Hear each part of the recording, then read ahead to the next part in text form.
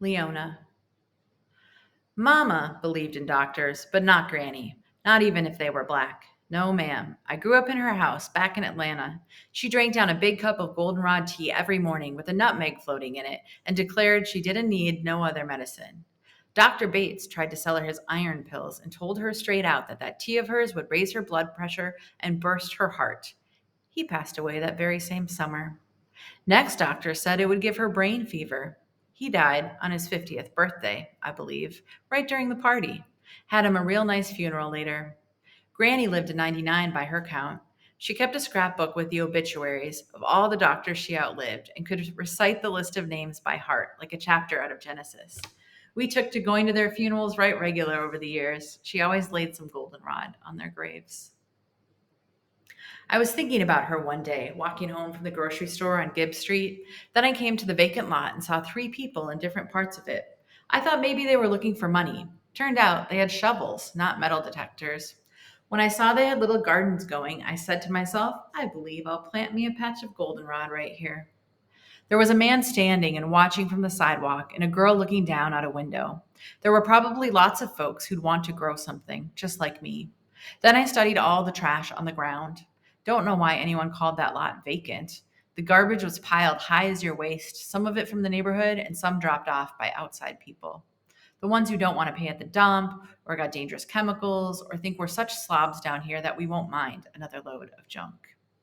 We can't get City Hall to pick up our trash, but we get it delivered just fine. The smell's enough to curl up a crocodile's nose, especially in the summer. Gardeners had made some trails through it, but I knew precious few would join him until that mess was hauled away. Looking at it, I knew this wasn't a job for no wheelbarrow. This was a job for the telephone. I marched on home. I've got two kids in a high school that has more guns than books, so I know all about complaining to officials and such about things that need changing. Next morning was Monday. At 9 o'clock, I drank me a tall glass of water. I knew I'd be having to say the same thing to 15 or 20 government folks. I put Miles on the CD player and stretched out on the bed. Might as well be comfortable when you're on hold. Then I opened the phone book and started dialing. You ever watch a sax player close? They push down a key, and way at the other end of the instrument, something moves.